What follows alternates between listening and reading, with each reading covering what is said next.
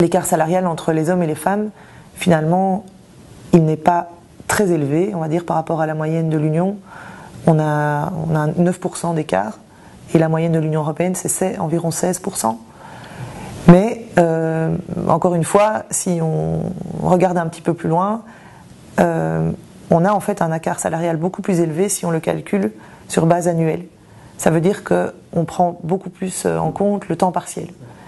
Et donc, ça veut dire que le problème de l'écart de salaire, il concerne surtout les personnes, il se situe surtout entre les personnes qui travaillent à temps plein dans des emplois de qualité et les personnes qui travaillent à temps partiel dans des secteurs moins rémunérés, des conditions plus précaires, etc., dans lesquels ces emplois, les femmes sont surreprésentées. Donc il y a un problème de genre, mais le problème principal, finalement, le premier problème, c'est cette différenciation de plus en plus forte entre un système où il y a des emplois de qualité et un deuxième, un peu de seconde zone, où les emplois sont moins rémunérés, offrent moins de sécurité, moins d'opportunités de formation, d'évolution de carrière, etc. Et donc ça, en Belgique, et probablement avec l'impact de la crise, ça s'est renforcé, ce double système. Donc les 9%, en fait, c'est si on prenait le tarif horaire, par exemple. C'est ça, voilà, c'est sur base horaire. Et sinon, si on fait un nivellement, donc c'est 22%. Et c'est vrai que l'écart salarial sur base horaire, il diminue chaque année, bon, pas de beaucoup, mais de 1%, tandis que l'écart salarial sur base annuelle, il reste élevé, quoi. Il ne diminue pas. Si on regarde les chiffres du temps partiel, près de 45% des femmes salariées travaillent à temps partiel.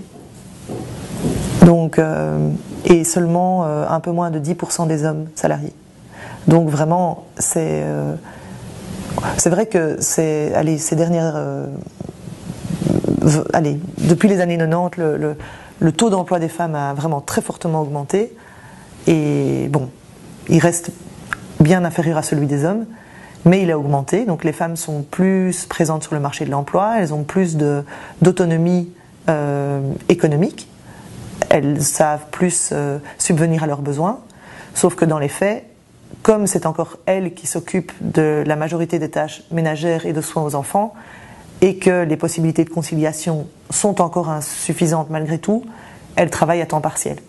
Et donc elles gagnent finalement, elles ne gagnent pas de quoi subvenir à leurs propres besoins. Elles sont toujours dépendantes, on va dire, du conjoint. Et si à un moment il y a une rupture, elles se retrouvent seules avec les enfants, puisque plus de 80% des chefs de ménage de familles monoparentales sont des femmes. Voilà, et donc à ce moment-là, il y a un vrai gros risque de précarité. Et il y a un gros risque de précarité aussi au moment de la pension, puisque les femmes n'auront pas cotisé à temps plein pour leur pension, donc elles ont des pensions beaucoup plus faibles que celles des hommes. Et voilà, donc il y a encore des problèmes de pauvreté qui touchent spécifiquement les femmes en Belgique, évidemment.